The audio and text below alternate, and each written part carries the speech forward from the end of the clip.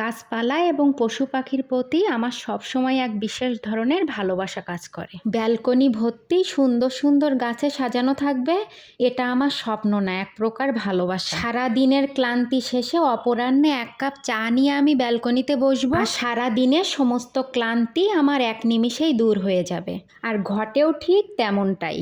সারা দিনের শত ব্যস্ততা শেষে আমি কিছুটা সময় অবশ্যই নিজের জন্য রাখি, এবং সেটা অবশ্যই অপরাহ্নে সূর্যকে বিদায় জানানোর সময়টা। গোধূলির আকাশের সাথে এক কাপ চা আর আমার ভালোবাসার ব্যালকনি ভর্তি ফুল, জীবনটাকে সুন্দর করতে আর বেশি কী বা প্রয়োজন। আর প্রত্যেকবার বাসা নেওয়ার সময় আমি অবশ্যই ব্যালকনির গুরুত্বটা আগে দিই। আমার বাসার সব থেকে পছন্দের জায়গা যেহেতু আমার ব্যালকনি হয়, তাই আমি সেই জায়গাটা যাতে সুন্দর হয় সেদিকে সবসময় খেয়াল রাখি। ব্যালকনিতে ঠিক মতো আলো বাতাস পাচ্ছে কিনা এবং স্পেসটা একটু বড় কিনা সেদিকে, কারণ আমার ভালোবাসার গাছগুলা যাতে ঠিক মতো তাদের রৌদ্র আলো বাতাস সব, কারণ আমার বাসায় ব্যালকনি ভর্তি গাছ থাকবে না সেটা কি কখনো হয়? হ্যালো সবাইকে, কেমন আছেন সবাই?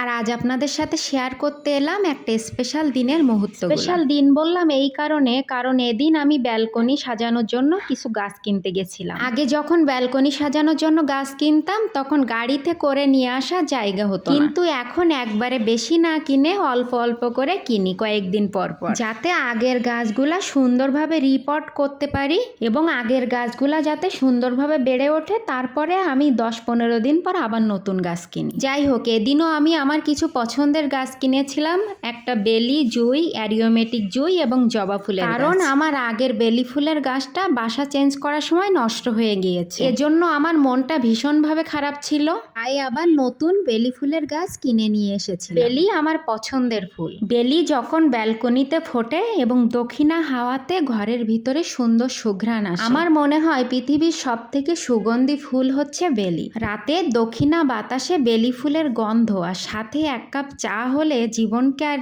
বেশি কি দেওয়ার প্রয়োজন আছে? আমার এই কথাগুলো শুনে অনেকের কাছে হাস্যকর মনে হতে পারে, কিন্তু আমাদের মতো যারা অল্পতে খুশি খুঁজে নেয় তারা জীবনে ভীষণভাবে ভালো থাকতে শিখে। আমি এই সামান্য খুশিগুলাতেই ভীষণ শান্তি অনুভব করি, সেটা আমার আশেপাশের মানুষগুলা খুব সুন্দরভাবে জানে। আর আপনারা আমার পরিবারের সদস্য, আপনারাও হয়তো এতদিনে বুঝতে পেরেছেন যে আমি কতটা ফুল এবং গাছপালা পশু পাখি প্রিয় একজন মানুষ। কারণ যেদিনই আমার ব্যালকনিতে ফুল ফোটে এবং বৃষ্টি নামে সেদিনই আমি সুন্দর সুন্দর ছবি তুলে আপনাদের সাথে শেয়ার করি, তাই আপনারা অবশ্যই বুঝতে পারেন আমি কতটা গাছপালা প্রেমী একজন মানুষ। কারণ ভালোবাসা না থাকলে কোনো কিছুকে এত সুন্দরভাবে উপস্থাপন করা যায় না। যেখানে আমাদের ভালোবাসা থাকে সেখানে আমাদের অনেক অসুন্দর জিনিসটাকেও আমরা খুব সুন্দরভাবে উপস্থাপন করতে পারি। যেখানে আমাদের ভালোবাসা থাকে না সেখানে সুন্দর জিনিসটাকেও অসুন্দর মনে হয়। এই কেনা গাছগুলো আমি কিভাবে রিপোর্ট করলাম এবং আমি গাছের টেক কেয়ার কিভাবে করি সেটা আমি অবশ্যই পরবর্তী ভিডিওতে দেখিয়ে দিব। আজকের মতো এই পর্যন্ত,